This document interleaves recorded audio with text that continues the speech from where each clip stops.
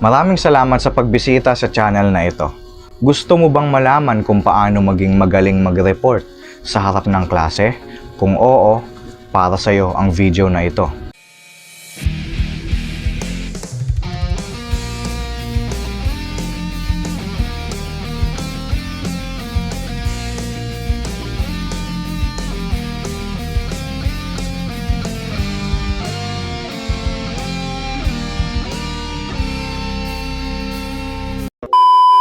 Malamang kaya ka nandito sa video na ito kasi mahilig magpa-report yung teacher mo sa harap ng klase. Okay lang sana kung groupings, no? Para pwede mong sabihin sa classmate mo na ako magbabasa, ikaw naman ang magpapaliwanag. Kaso hindi ganun. Individual palagi yung ginagawa niya or pinapagawa ng teacher mo. Kaya wala kang choice kundi mag-report mag-isa. Pero kahit individual pa yan, walang problema. Panoorin mo lang tong video na ito hanggang dulo at tinitiyak ko sa'yo na marami kang matututuhan tungkol sa pagre-report sa harap ng klase bilang estudyante. Okay, simulan na natin. Paano nga ba maging magaling mag-report sa harap ng klase? Isa sa mga bagay na dapat mong gawin, gayahin mo yung style ng teacher mo sa pagtuturo. Kung sino yung teacher mo na pinakanagagalingan ka sa pag-e-explain or sa pagtuturo, yun yung gayahin mo. Gayahin mo yung style niya. Gayahin mo yung tono ng pananalita niya. Gayahin mo yung facial expressions niya. Gayahin mo yung gestures niya.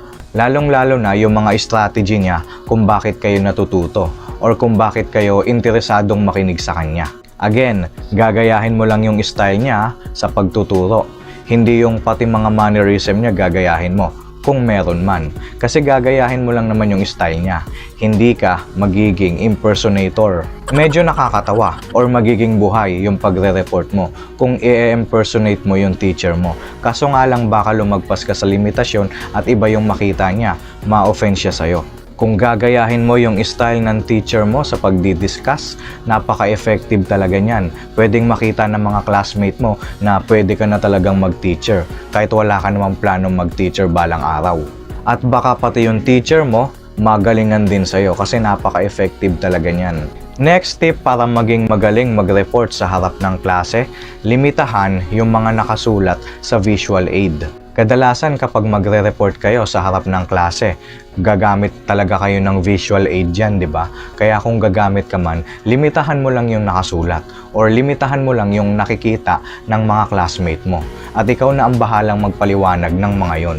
Yung mga importanteng bagay lang or mga importanteng impormasyon lang dapat yung nakikita ng mga classmate mo. At kapag napaliwanag mo yon ng maayos, doon lilitaw na napaghandaan mo talaga yung report mo. Lilitaw na napakagaling mo talaga mag-report. Siyempre, kapag magre-report tayo, gagamit tayo ng mga reference, di ba? Pwedeng libro or pwedeng internet para meron tayong pagkukunan ng report natin. Kung lahat ng yon isusulat mo or ilalagay mo sa visual aid mo, ano pang ipapaliwanag mo kung nakikita na nila lahat? Eh di sana nagpabasa ka na lang. Kasi kapag sobrang dami ng makikita ng mga listener mo, aantukin kagad sila. May posibilidad na maisip nila na hindi sila matututo sa report mo kasi napakarami nilang dapat natandaan. Kaya mga importanteng bagay lang ang dapat nilang makita sa visual aid mo at ikaw na ang bahalang magpaliwanag nun. Next tip para maging magaling mag-report sa harap ng klase, involve your classmates. Kapag nagre-report ka, isipin mo na ikaw ang teacher dyan. Ikaw muna yung teacher, huwag kang mahiya. Kaya habang nagre-report ka, tanong-tanungin mo yung mga classmate mo. Magpa-recite ka sa kanila para masigurado mo na nakikinig talaga sila sa'yo. Kasi kung sa mga magagaling na nga na teacher natin, marami pa ring mga classmate mo na hindi nakikinig. Paano pa kaya sa'yo na magre-report lang? Siyempre, gamitin mo yung mga classmate mo para makatch yung attention nila. Pwede rin yung kapag magpapaliwanag ka, tapos kailangan mong magbigay ng halimbawa para mas lalo nilang maintindihan yung report mo. Gamitin mo yung mga pangalan nila bilang example para maramdaman nila na parte din sila ng report mo. Siyempre, gamitin mo lang yung mga pangalan nila sa mga magagandang example lang. Huwag naman sa mga hindi magagandang example or sa mga nakakahiya. Baka naman ma-offend sila niyan. Lalo na kung ang gagamitin mong pangalan ay sa mga malulokong classmate mo.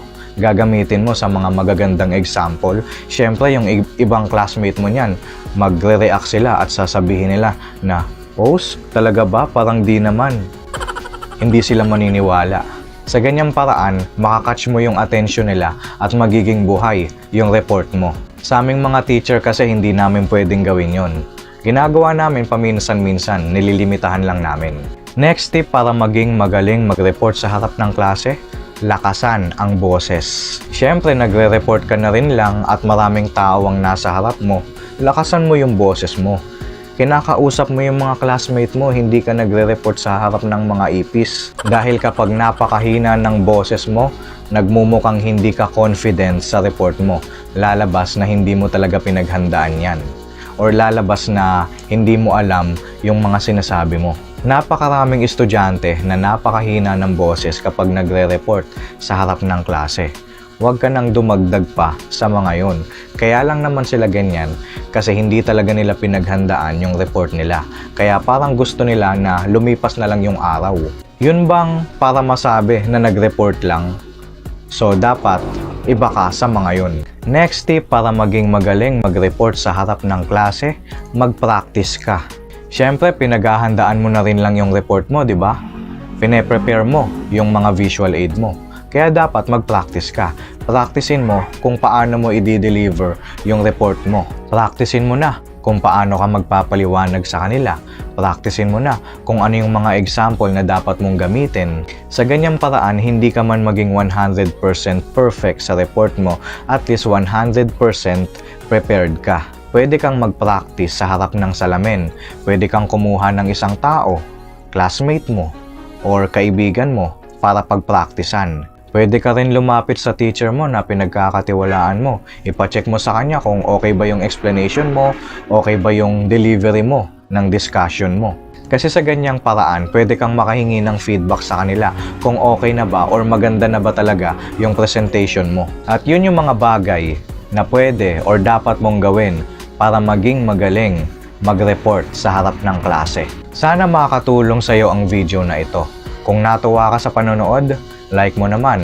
Kung hindi ka pa nakasubscribe, subscribe to this channel dahil marami pa tayong i-upload na video kung saan marami ka pang matututuhan at makakatulong to sa pag-aaral mo. So yun lang naman, maraming salamat.